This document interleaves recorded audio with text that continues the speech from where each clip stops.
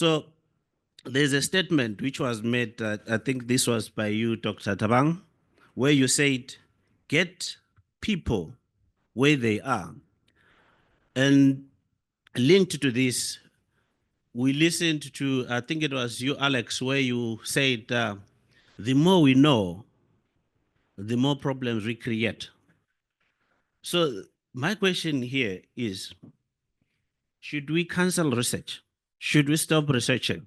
What is the way forward? I want to just hear what are your insights on that statement? Because the more we know, according to Alex, the more we create laws and create more barriers of entry into the wildlife economies. What are your reflections on that? Should I start with you, Hayley? Do you want to hear from the researcher or, or somebody else? Maybe I should talk to a practitioner, but please reflect on that. In your reflection, try to talk about how we can integrate or balance these two, because there is actually a very strong point there, or actually is making a very strong point. And at the same time, maybe us as researchers were obsessed with researching, but how can we balance the two so that we don't create problems for the industry? Yeah, thanks. I wanted to come to that point as well. Obviously, I am, disclaimer, I'm biased because I am a researcher, but, I feel that knowledge is power. And, speaking for myself as a researcher, but also for the African Wildlife Economy Institute that's hosting this colloquium, we want to do research, but we want to do informed research, which is also why we, with partners, convene spaces like this to understand what knowledge is power for who, and that. So we are here to listen, to understand that, and hopefully you have got a flavor of some of the research that we do, presented by ourselves and our students, which really aims to understand, or where are the leverage points in these systems to affect change, what kind of knowledge can contribute to that. So it's one part of the puzzle, but I do think it's an important one. But we can't sit in our ivory tower and think we know what needs to be done. We need convening spaces like these to listen, and then we talk about co-production, but it's we listen, and then throughout the research, it's collaborative. It's with the partners, so that the toolkits at the end of the day, the research that translates into toolkits can be useful. Okay, I have noted you, Alex. I know that it was going to stimulate you, but can I just have one reflection first, and then I'll come to the audience. So this is your time to ask. I'm not going to ask a lot of questions, but please. I've been a researcher all my life. So if you don't bring research in, it means I don't have a job. Secondly, what it means is that we have to send back all our MPhil and PhD students, send them back home. But the truth about it is that we need to collaborate, like she's saying, look at research, not only being something that is done by universities alone. We have to collaborate with the private sector. We have to collaborate with the communities. And we have to make sure that government, does increase the research budget. Actually, in Africa, our research budget is very low, but we need to work hard to increase the budget to at least more than 5%. I think South Africa is doing well. You are about 3% at the moment, if I'm not mistaken. Botswana is about 0.something%.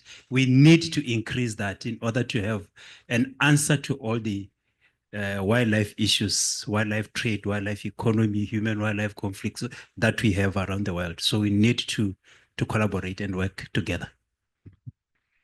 Thank you very much. My take on that, we welcome research, but we welcome applied and we welcome honest research. Please, guys, let's avoid at all cost paralysis through analysis. Yeah. We had unfounded research in 2015 that showed the leopards in South Africa were endangered. Absolute nonsense.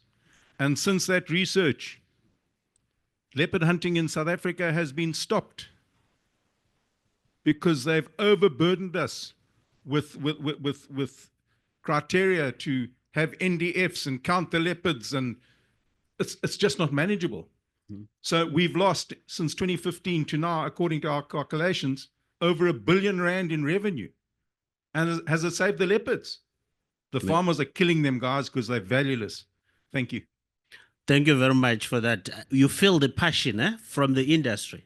Thabang, you, at some point, this is implied, it's not exactly what you said. You mentioned and said, let's have one impala for the lion, and also let's have one for the human. But in your presentation, we're looking at the integration between agriculture and wildlife economies. You actually said, let's have the grass for cattle, and also let's have the grass for the wildlife. Are you seeing an opportunity for integration of agricultural practices, for example, ranching, also benefiting or to support these conservation areas as part of the broader wildlife economies? Yes, 100%. Thanks. Yeah, so mine is basically to just say that, you know, let's view nature as it is and not have separate entities broken out of nature. That we view this as, there's 4 levels of in which biodiversity can be managed. There's genetic level, there's community, there's landscape, there's landscapes, and there's also species level. Yeah. But at this point, I'm talking about the landscape and the regional level of biodiversity management, Yeah. and forgetting about, taking out things like fences and all they are there, it's fine, but let's not have that in our thinking to say we are here to conserve nature, and that nature is basically for everyone who is in it. You understand? So that means the people from the local communities with their cattle can contribute to nature, and the wildlife can also itself contribute to nature, and all these systems should actually work together to achieve one goal. Thank you very much for that. I want to come to the audience. This is your time to reflect. It's actually we try to panel beat. This is a panel, but we're panel beating our thinking towards actually achieving successful and also even unlocking these wildlife economies. So I see 2 hands or 3 hands. I'll start from Alex. So let's try to be, we said we're going to do this as short and sweet. So let's be short and sweet as well in our questioning and also responses as well. Over to Alex, and then I'll come to Biandre, and then I come to Lara. Yeah, I think just in summary, to me, I think I appreciate the point, Wiseman, but I think that as practitioners, we're doing case study research every single day.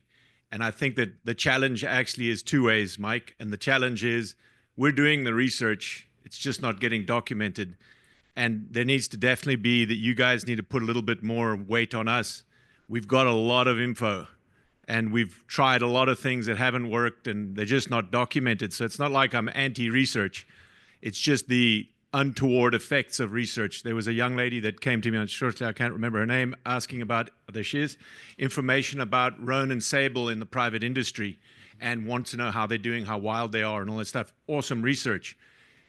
The scary part is similar to what Barry mentioned, is what is going to happen, and exactly, knowledge is power.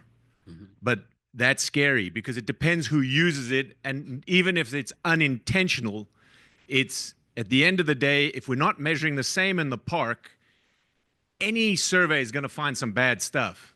And so then we come back saying, ooh, there's some bad stuff with roan and sable, and then we make laws and all kinds of stuff, and next thing you know, we're down a rabbit hole that missed the whole point. So my further request would be, is there not some clever way, knowing that we exist and you guys exist, and I think what Frank has organized here is great, is that there's a way that we're discussing, because the one thing there isn't, and this is where I'm chatting to Adam about it, as researchers, you have a peer review process, you have before you start it, but once it's out there, it's like it's a bomb dropped, and then, well, whatever happens with that, happens with that. But it's kind of like the technology for the atomic bomb.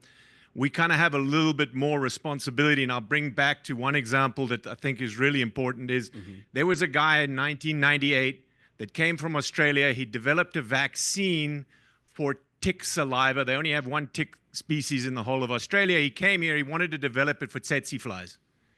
I mean, how amazing this would be. You get rid of all these tsetse flies.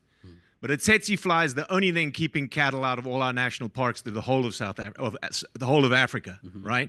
So I spoke to that guy and he stopped his research project and went back to Australia.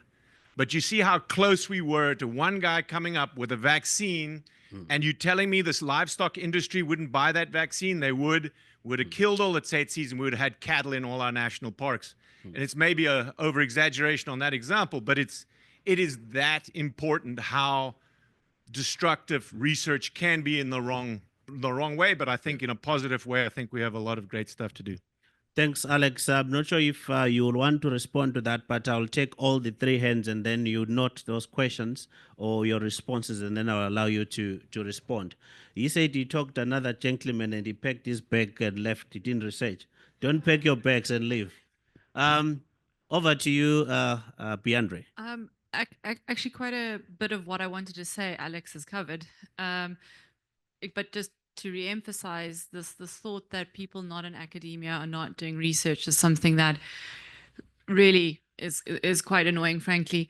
Yesterday or Monday when I started my talk, I said my dad is a much better researcher than I am. You know, he's a farmer. He doesn't see himself as a researcher, but he's got experiments going all the time because he wants the most efficient solution, cost-effective solution, and production generating solution. Okay. So I suppose a challenge that I've, as someone from a law background, constantly see is you've kind of got this conflict in, I suppose, professions such as mine, where you've got people obsessed with theory, and you've got people such as myself that are more obsessed with application and with, you know, bottom-up kind of qualitative research before addressing the law. So I suppose my question is more to the crowd than to the panel specifically, but how do we bridge that? Because quite often the questions being asked in academic research aren't actually the big problem in the industry. So should there be a more critical process beforehand where you have kind of research before you start your research, before you start your master's, before you start your PhD, whatever it might be, getting this type of feedback, but with the acknowledgement that the people giving you feedback aren't giving that feedback because they don't know what they're talking about. They're giving that feedback exactly because they know what they're talking about. So that was just a thought I wanted to share. Thanks very much, Biandre. I know I haven't talked to Hayley and Frank about this, but it would be nice to actually have presentations about only the value chains of those businesses, and then we have academics sit and comment on those value chains. So it would be nice to actually have something like that. I think it's powerful. Lara. Thank you. My question is for Thabang. So I have a communications background. I'm a communicator, but at heart, I'm a diplomat, and always looking for opportunities to build relationships, because I do think at the end of the day, the conservation, for us to achieve these conservation outcomes and these goals that I think is at the end of the day similar for all of us, you know, it really does come down to relationships.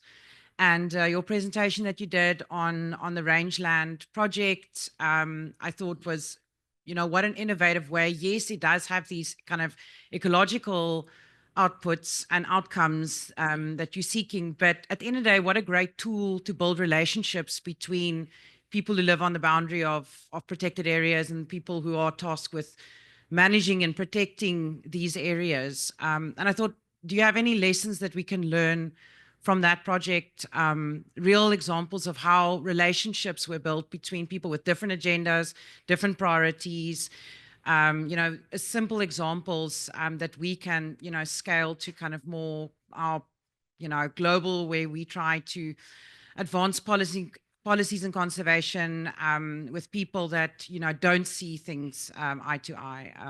Yeah, so just any lessons that we can learn from that. Thank you very much. I will now come to the panel and allow you guys to respond to the comments that have been made. And on top of that, you can also reflect on this question, which comes from Michael, who is online, Michael Rampet, who says, interesting lens from the practitioners. So leopards are only useful only when they serve our interests, or their role as predictors in ecosystems is irrelevant. This renders conservation a fallacy. Can you reflect on these questions? You can choose to pick one or just comment on one and then you move the mic to others. Right, I'll comment on the leopard.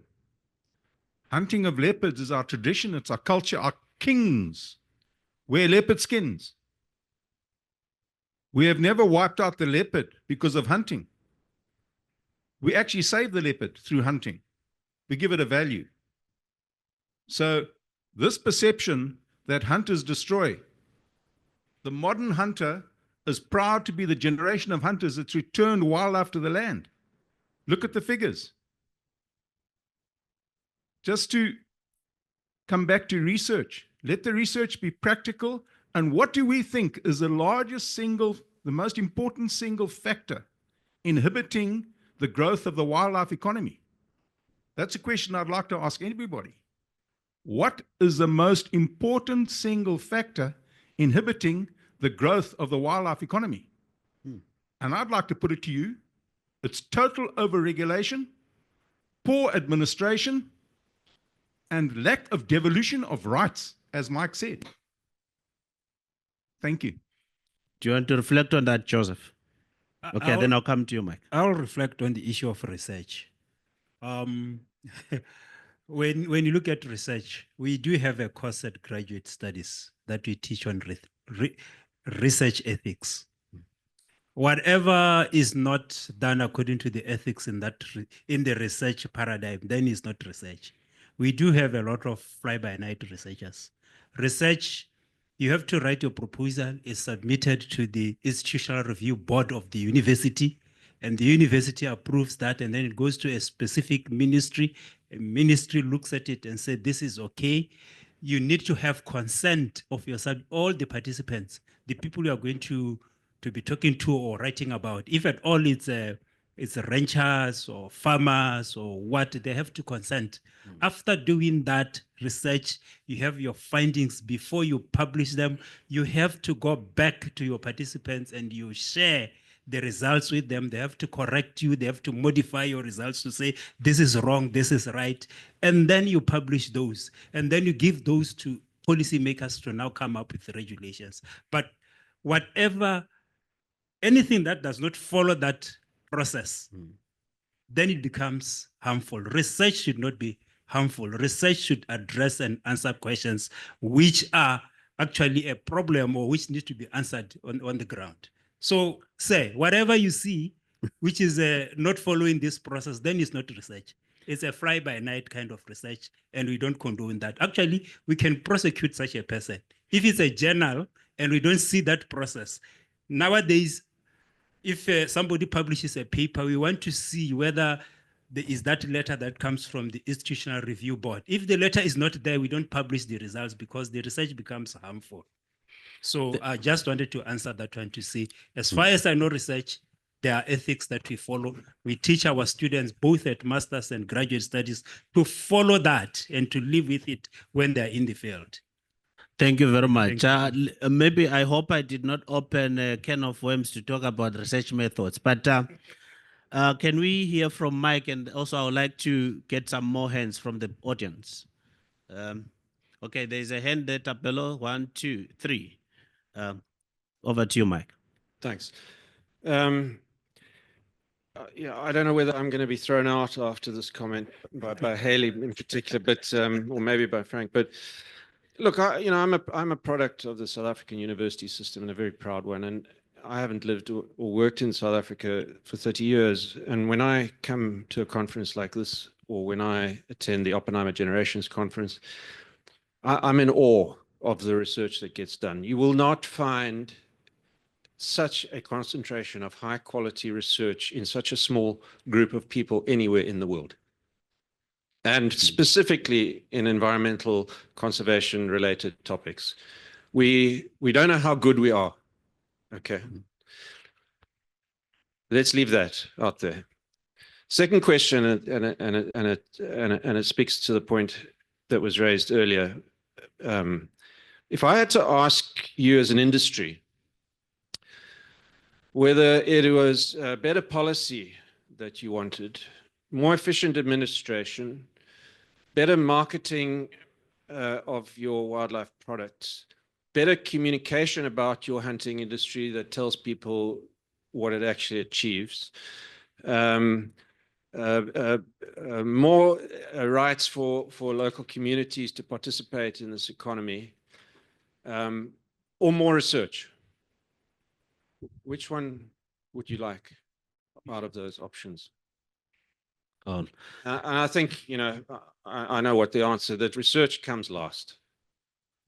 Now what you're going to say, someone's going to respond and say, yeah, but that all of that is driven by evidence, which comes from research. Well, that's a nice story. Yeah. Okay. But the reality is most research sits behind paywalls in peer-reviewed journals. That's where it ends. Yeah. And that's not our fault. Well, it's the fault of the research industry and the publication industry and the way it's set up. We need to be doing less research, more focused, more targeted research. We need to be taking the research, brilliant research that's been done in the region, in Southern and Eastern Africa for 20 years, and building tools so that can be used. We cannot expect game ranchers to be academics. Yeah. And searching on Google Scholar. It's not their job. Many are not trained to do it. It's ridiculous. You know, it's like saying to the farming industry, we're just going to get rid of all the extension officers. You don't need them. You go onto Google Scholar and you go and find out how to farm, you know, or watch a YouTube video. We don't make tools for our industry. So, you know, with those caveats, less research, please. I think Mike is raising something which we should all be thinking. How do we better communicate the message to the industry, to the general public? I think that's very important. Hayley, your research focused primarily on the sustainable, let me just summarize it, SWAP, where you looked into two provinces.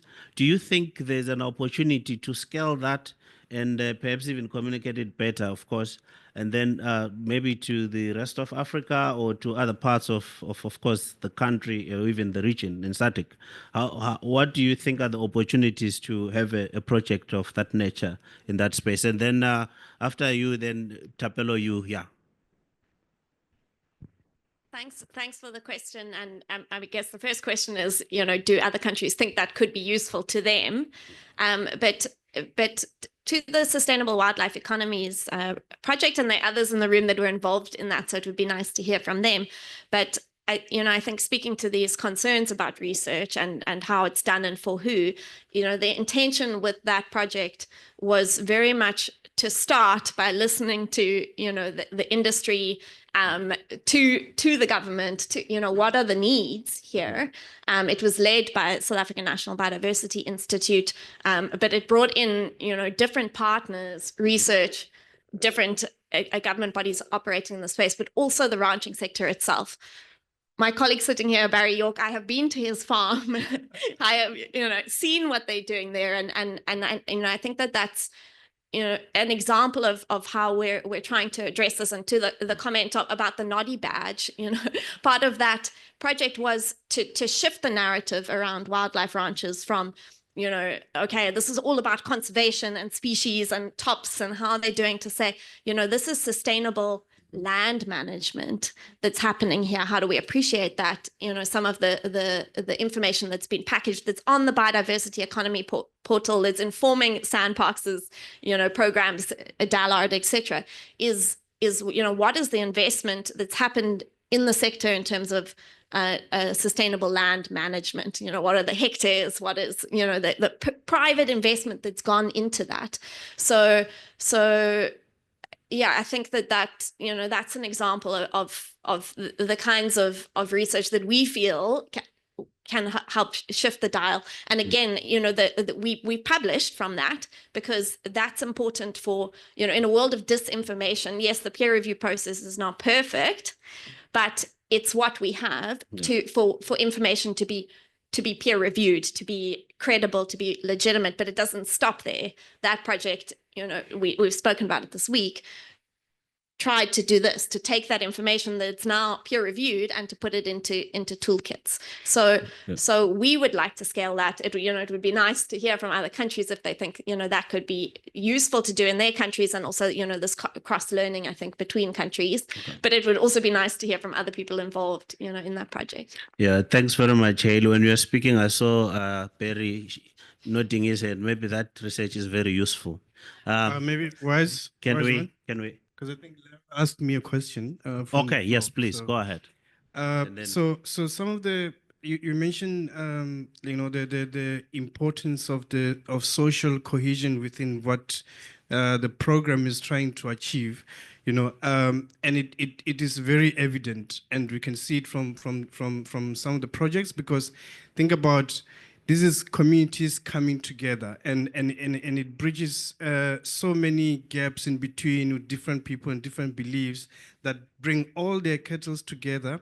And through that, this actually fosters the social cohesion to be there, because there's the leadership inside that, the governance out of that. There is, the whole community working together, and so all the farmers come together and just the social cohesion is really enforced within that. But obviously there's lots of challenges that some people do not want to participate, but there's always frameworks that are put in place, like your compliance issues and all that, that if you're not part of the program, then you're not able to bring in your livestock to be grazing at the areas that have been demarcated for certain reasons. So it starts with a whole community engagement. The approach is you go to the people and you present this to them, and it takes time. Even if it takes 6 months, if it doesn't work, then you don't implement it. If it works and they accept it, then you do start implementing it. And it has been implemented throughout many SADC in the SADC region, and especially in South Africa, as well in South Africa, with CSA and Peace Parks Foundation and Mid Naturally, and the college providing training of the headers, and also professionalizing the headers. So think of someone who is actually just a header from a community who doesn't have a formal education, but this is his bread and butter. And we're looking at actually professionalizing that at that community level, to have people having that human resource capital that contributes to the livelihoods of the people in the communities as well. Thank you very much, Thabang. I'll be taking last round of hands from, yes, at the back. Yeah, so let's try to keep it a minute at least. Sure, thank you.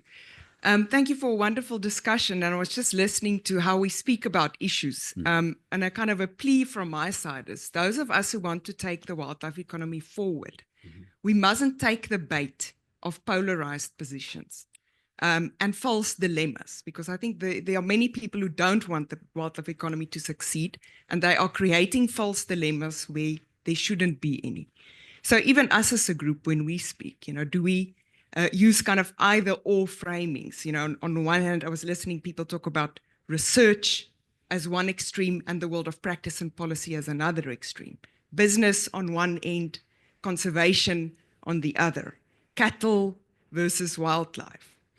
Talking about wildlife's intrinsic value and its economic value. These are very either or ways to speak about the wildlife economy. And can we look towards a bit more of an and both perspective? And I think, where we work in the Greater Kruger, our communities living with wildlife are teaching us an and both, more integrative and inclusive approach. For example, the way they interact with elephants. So people's surnames are elephants. We have many Ndlovus in our area. People love elephants. Not everybody, but some do. They revere elephants. They view elephants as sentient beings, but they also understand that elephants can be utilized and eaten. And all these views are not incompatible. So us as practitioners, researchers, people who are taking this wildlife economy forward, let us not take the bait of false either or dilemmas, and let us start using the language of and both. Thank you. That is powerful, very powerful. Thank you so much. I'm glad that we had also people who say commercializing could be a problem. At least we try to balance. Let me give it to you.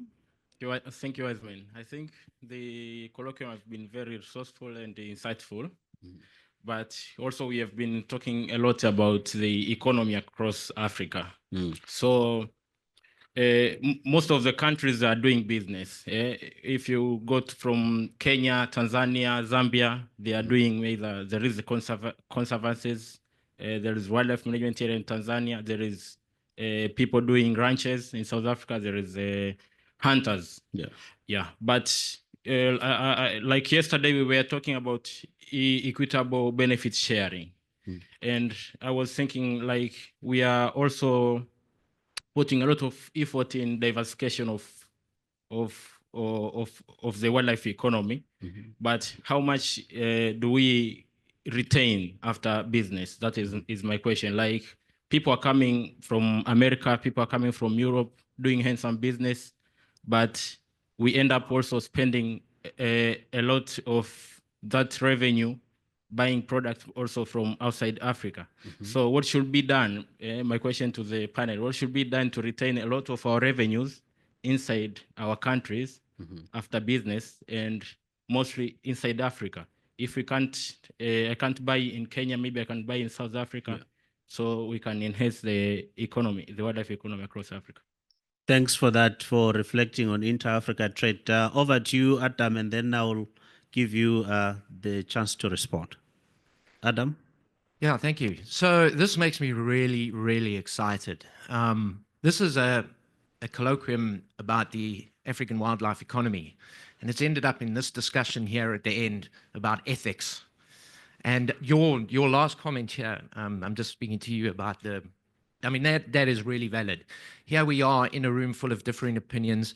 We've got practitioners, we've got researchers, we've got the ivory tower people, but we're now discussing an ethical aspect. We're talking about what are we going to do with all this knowledge? What are we going to do with people who work in the wildlife ranching game? What are we going to do with the communities that need things?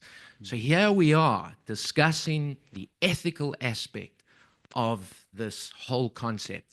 And it's wonderful. And I think, Frank, kudos to you for organizing this. I think this is exactly the kind of forum where it happens. And I think from now we can start taking it forward. I think we can agree on this. I mean, we can agree that it's about discussion.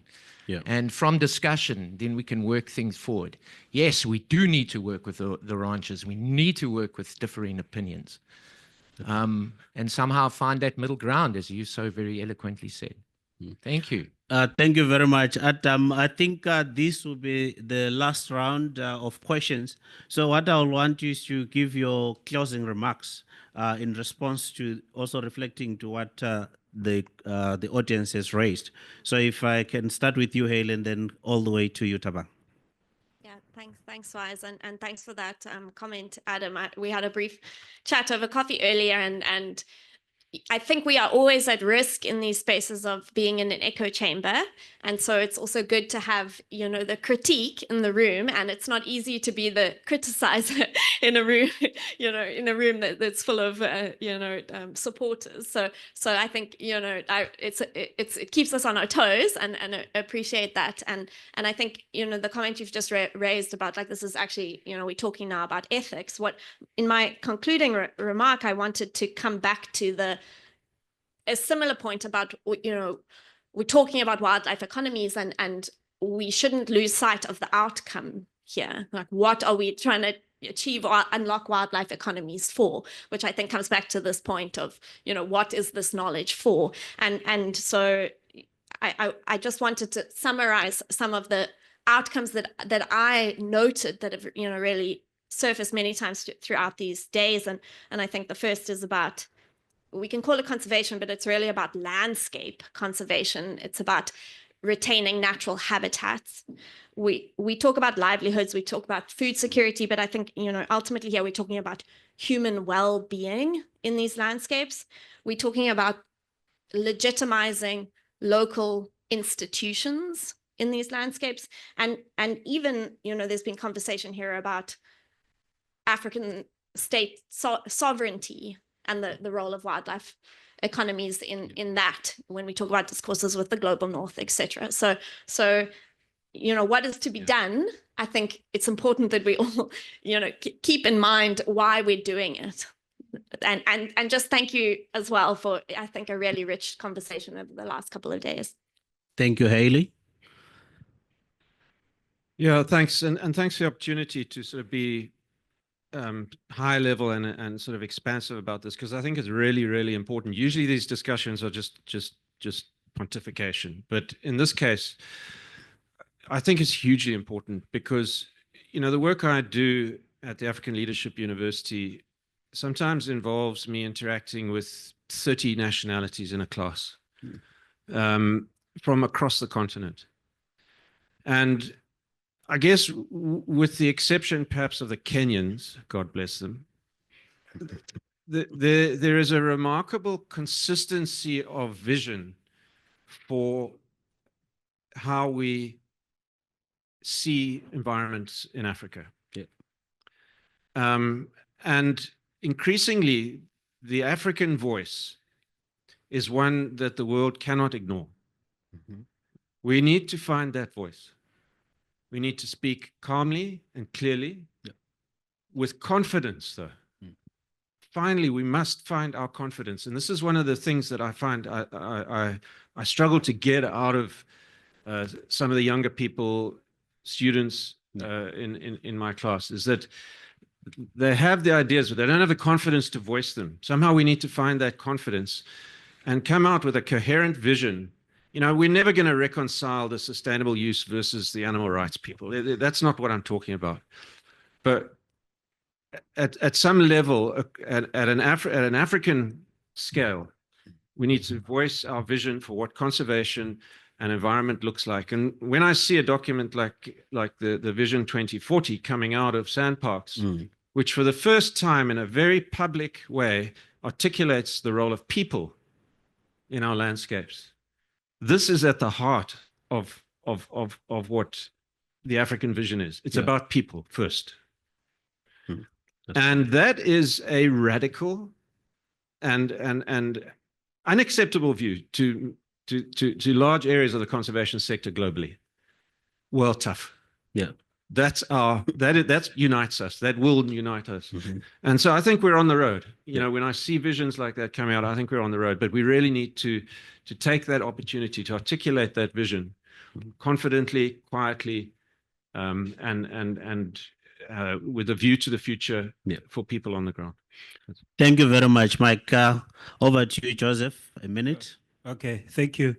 There was a question on what can we do to retain much of the funds in Africa instead of having the funds being leaked out. That was his question.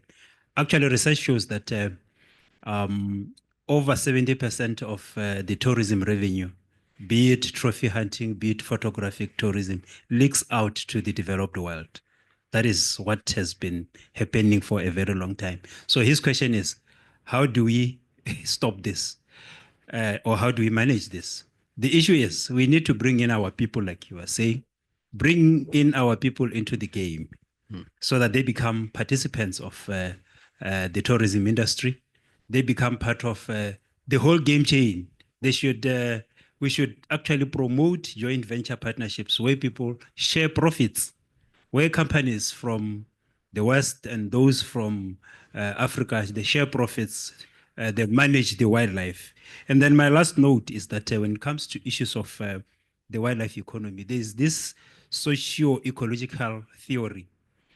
I like the theory.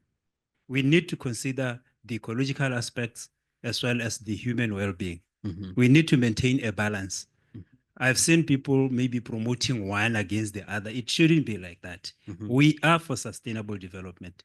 We are for sustainable wildlife harvesting, be it trophy hunting, be it what. There should be sustainability there. That's where the socio-ecological approach comes in.